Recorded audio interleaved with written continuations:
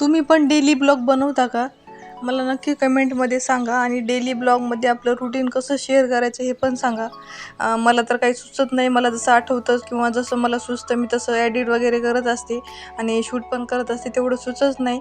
नवीन आहे आता आणि जसं वाटेल तसं जे वाटतं व्हिडिओ जिथला घ्यायचा तिथला घेत असते मी. तुम्ही कसं करता मला नक्की कमेंट करून सांगा. आणि आपली सुरुवात झाली सकाळची. चहा वगैरे घेऊन पाणी ठेवलं होतं अंघोळीला आणि चहा घेतल्याशिवाय मला काही काम सुचत नाही, म्हणून मग पहिले चहा घ्यायचा, मग बाकीची कामं मी करत असते. मग रात्री रियांशिकाच्या पप्पाने आणलेलं होतं मंचुरियन. रात्री तर काही भूक नव्हती, रात्री काही मी खाल्लं नाही. मग आता गरम केलं होतं. रियांशिका आणि आम्ही दोघींनी मस्त नाश्ता केला. म्हणलं आता असं डोसा वगैरे बनवावं. रियांशिकाच्या पप्पाने टिफिन वगैरे घेऊन गेले नव्हते, म्हणून मग आमच्या दोघींसाठीच बनवणार होते. खोबऱ्याची मस्त चटणी केली होती, हिरव्या मिरच्या, लसूण, लिंबू, कोथिंबीर सगळं टाकून. मग म्हणलं रियांशिकाला आता थोडीशी भूक लागलेली आहे, चटणी वगैरे करायला थोडासा वेळ लागेल, म्हणून मग तिला एक मँगो कट करून दिला. ती मला म्हणली की तसं तू जसं कट करते मला तसं कट करून दे. खायचं तर थोडंसं असतं पण नाटकं खूप असतात लेकरांची. मग तिला कट करून दिलं. मग मी म्हणलं आता तयारी करून घ्यावी चटणीची. पहिले चटणी करायची, डोसा करायला काही जास्त वेळ लागत नाही.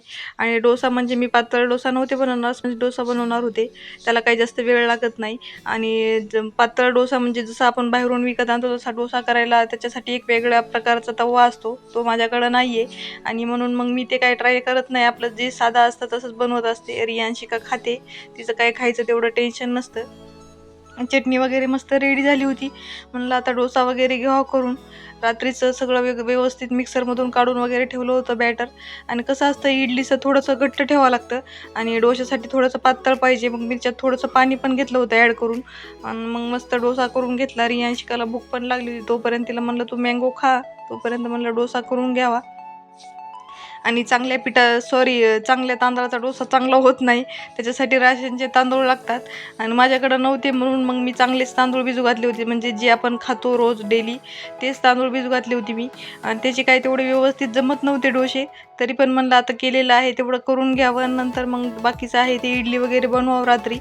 रियांशिकाचे पप्पा तर नव्हते खायला, मग आमच्या दोघीसाठीच बनवलं होतं आणि माझ्या मैत्रिणीला दिली होती मी 1-2 करून.